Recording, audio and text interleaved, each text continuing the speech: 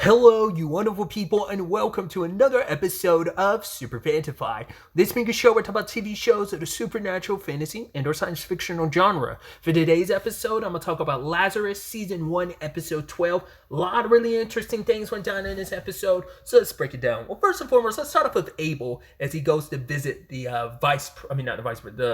president, because he's trying to call in all the favors he can because he needs to get Hirsch out of Inscom, but we also don't know what the other favor is. He asked her for another one and we never found out what it was. One was like, yo, I need you to give an executive order so that the NSA can investigate Inscom, because it's like, well, they got something to hide, but also it's like the best way to get Hirsch. It's the only way to get the Hirsch, because they played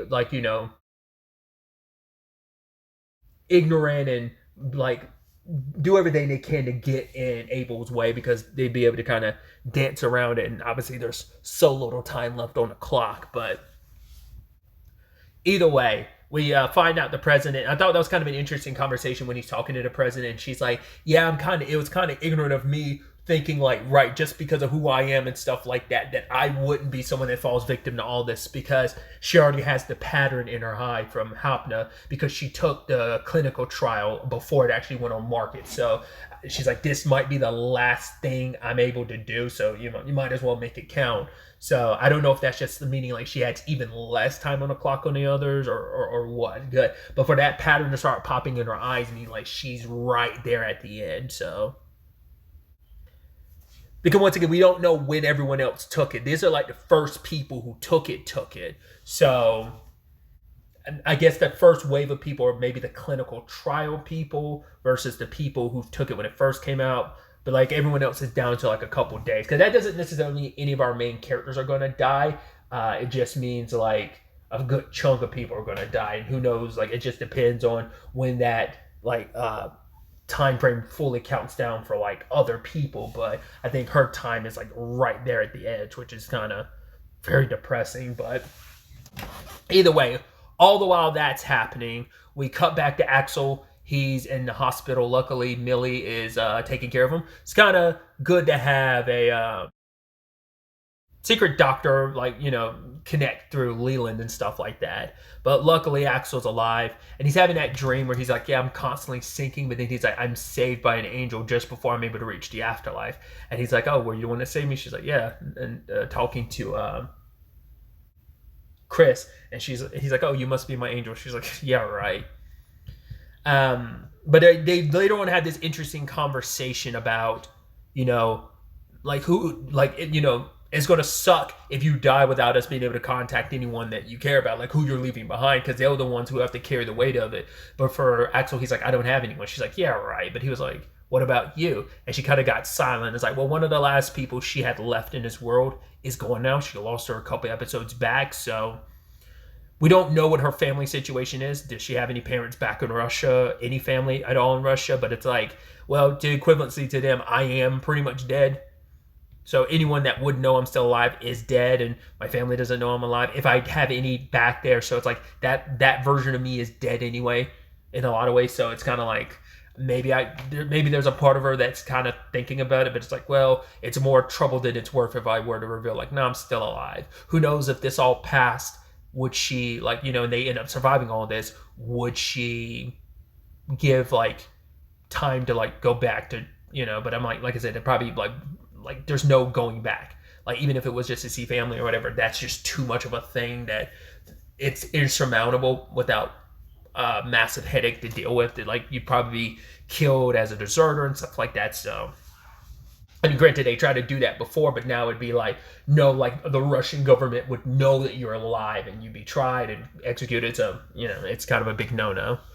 Axel does say he didn't have any parents or siblings, but he had two friends, but they got killed because there was an incident, but he was the only one that survived. And that's why he keeps that winged necklace, because it's a reminder of them. Which is interesting because Elena also talks about an incident that happened when she was younger. Because obviously she gets a proper introduction to Popcorn Wizard Lynn. And they have this whole conversation about most people who got that far into the hotness symptoms are pretty much goners, but for her to be in a process of recovering, it's like, well, it seems like you are in a good place. And Elena was kind of I guess it was kind of this conversation about death, how she came super close to dying when she was younger, but she doesn't really remember the incident. So like the fact is we get 2 incidents brought up, actually 3, because Doug brings up like, yo, I haven't been to a hospital since the incident. So I'm like, are all 3 of you tied to a similar incident or something like that? And you're just, maybe you're both, all 3 of you were in the same area at the time. I'm so curious about that because like for the 3, like for Doug, Axel, and Elena to all reference like an incident that's pretty monumental to them or something, and we know nothing about it, and then just kind of skirting by that all in the same episode, just that's too coincidental. Twice is a coincidence, 3 times as a pattern. We also sadly found out that Axel's witness is dead, which kind of makes sense. He's been out of it for 4 days. They are down to their last less than 24 hours and stuff. But it's like, yeah, I guess the Soryu like finally caught up with the person.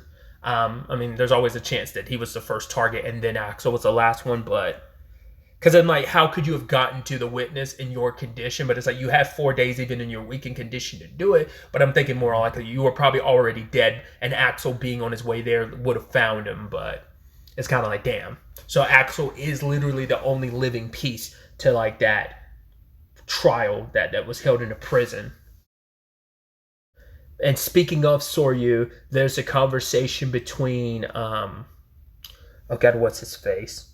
Schneider and Hayes, because Hayes is pissed about this whole situation. Even I commented on an episode 11, I'm like, yo, this is such a public thing. It's not like his face is hidden. People are terrified. Grenades and explosives are going off. They're moving decently fast, so people might be traumatized and can't make out his face, but still, it's such a public thing. I mean, even there was video footage that they saw last episode looking at, oh my god, this is a guy who's fighting Axel. So there's too much of a record.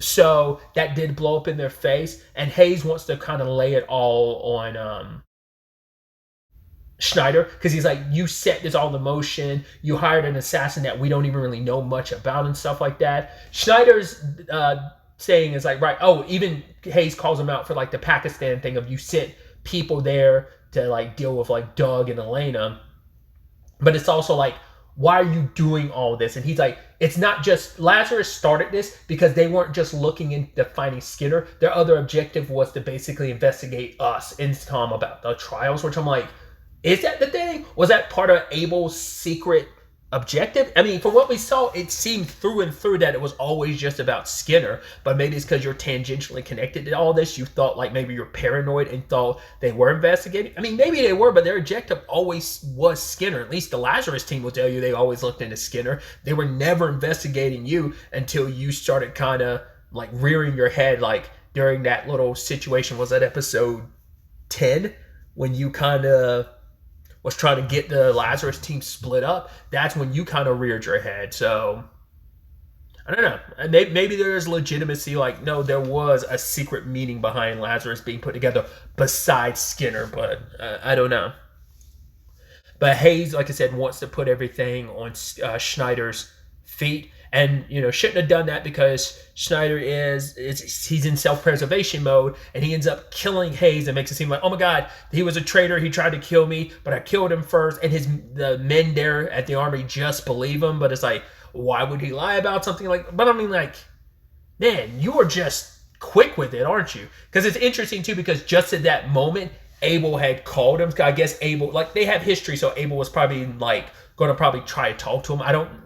At the time, I don't know when he was calling, did he know that Hayes and Schneider were working together? Because he sent Elizabeth along with Dr. 909 to the Lazarus headquarters, which I love.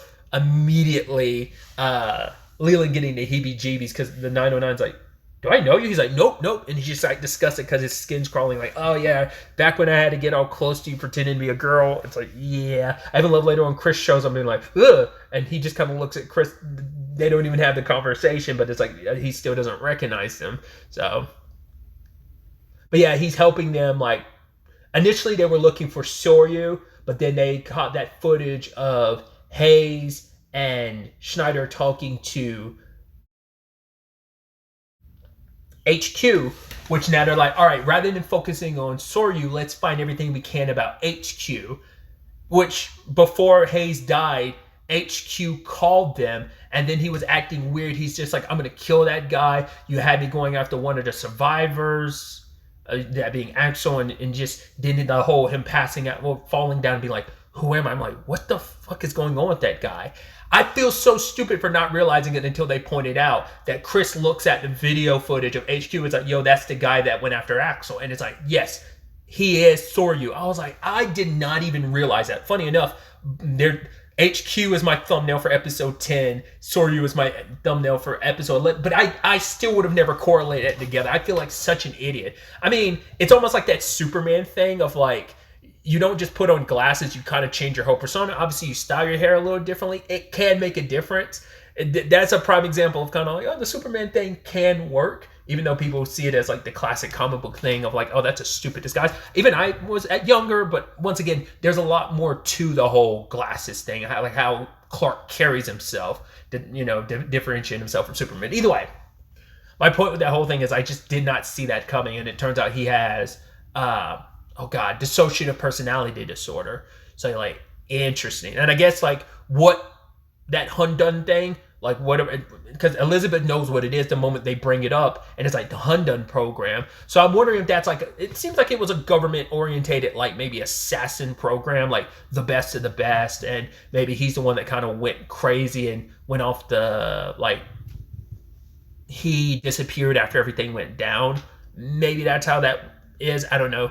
I mean, it might not be like a U.S. government program. It's probably like, because that thing is a Chinese, from Chinese mythology, it could be like a Chinese, like, super assassin program that he was a part of. I don't know. But maybe the trauma of that basically made his psyche break into, like, the two different sides of himself like that, so. When it comes to Elena and Lynn, they also had the conversation about why she's working with Skinner. And for her, which, she says, I'm from an island in the Maldives. She's one of those people. Like, the island, what was it, episode 8, I think, was like when they were investigating those different islands, and they were places Skinner went to, but like those places are now underwater. He bought these islands and paid off a lot of the people, the inhabitants of these islands. And every one of these islands were people who had that condition where they don't feel pain. And she would, like, Skinner is their savior. And so for Lynn, it's like, he gave us an opportunity, and he will always be our savior. So she's like, I would do anything for him. So when he asked me to do this, I would fine with it. But for her, she's like, I can't see Skinner making a deal with the devil, because it's still unclear, like, is he really okay with the world ending as this meant? Because even the Lazarus teams in particular, Chris was kind of taking away from episode 8 when she was just floating in the water, like, hey, maybe that was episode 7 or 8, whatever the case may have been. It's like, maybe this is what Skinner wanted us to see. Like, is that meant to be like an eye-opening thing? Like, is he just trying to scare the world? Or is it kind of a thing of, lives will be sacrificed, but it's meant to open humanity's eyes finally? It's unclear. But like, for even her to kind of be like, I don't know what he's actually thinking, But she also was given orders by Skinner, like, yo, whoever finds me, I'm to give them access to Skinner's location. And we find out that basically that homeless encampment, or at least maybe it's near the homeless encampment, but I think it is actually the homeless encampment they went to in episode 3 is actually where he's located, but it's like a wide area. And like I said, it might just be nearby that encampment, because later on Doug's like, I'll contact Jill, she'll probably be able to help us out. Also, Incoms, once again, trying to clear the board, decided to try and kill Doug while he was in the hospital, but luckily Elena and Lynn got him out of there, and they were able to get on this transport that will get them back in time quickly, even though, once again, they're down to less than 24 hours. And Lynn decided to kind of stay behind, and it's like, oh, but you and me, we're rivals, and the best is of best friends, and hugs Elena, which is really beautiful and cute, because it's like Elena probably doesn't have any friends outside. This is like her first friend probably outside of the Lazarus group. And it's also like, yeah, like you're like me, and they were complimenting each other on like their past hack work and stuff like that. It's like, yeah, we're kind of like, kind I forgot what the exact word Lynn was kind of using, but basically like, oh my god, we're kind of a big deal in like this fight for justice, like with the approach we're taking as hackers. I just thought that was so fascinating. You had Abel and his muscle bust into Incom, and then Schneider's got that shit-eating grin, like he's so in control. He's like, oh, Hirsch, I don't even know who it is. I'm just kidding, come in, but it's like, what are you going to give me in exchange? And Abel's just like, get your head out of your ass. And Schneider didn't appreciate that. So it's kind of like, we are literally wired down to the clock and you're playing stupid games. But I guess it comes back to Schneider believing like, oh, none of this would have ever happened. I wouldn't have declared war on you. I would have minded my own business if you weren't minding mine. But it's like, once again, I don't know if Abel and Lazarus were like aiming for you. That might have just been your own paranoia that set this shit in motion, But an episode ends with Axel getting a message on his phone. It's like, what is it? Like, see you at the place where angels meet or something like that. I can only assume Soryu took over. Last time we saw HQ, Soryu ended up taking over and he's messaging Axel. So, Axel's still in pretty rough condition. And obviously Soryu's badly maimed too, but not nearly to the extent. So, what that confrontation ends up being, what the correlation and connection is. I'd said it like last episode, I was like, because of the Hundun wing thing, I'm like, okay, so because Axel said it himself this episode, the wing necklace is a reminder. So it must have belonged to one of the two friends he had. So I wonder if that incident had anything to do with all those people that died and, Soryu being the only survivor. So that, once again, that makes it, if those things are connected at all, that's 4 people. I just don't know. But I had said it at the time, like, the necklace either belongs to Axel and he's connected to Soryu, or Axel is connected to someone who was connected to Soryu. So it seems like it's more likely the latter than the former, but, once again, we'll see. The next episode is the season finale, so I'm curious to see how this all plays out. Once again, down to the last day, we're ticking down to hours, so it's going to be interesting to see how this plays out, how the whole tracking down of Skinner goes. Like, even if you find him, like, what's this cure-all going to be? Like, does he have something on him that will immediately stop everything? I wonder, will it be a situation of, ironically enough, his death, it's going to be like the dead man switch for the Hopna or whatever. Axel's confrontation with Soryu, like, if that was him, I'd assume it is. Also, like, the Incom thing, like, the Schneider, like, of it all, like, what's the end result there? Like, is Abel going to kill him or what? Or what's going to happen on that front?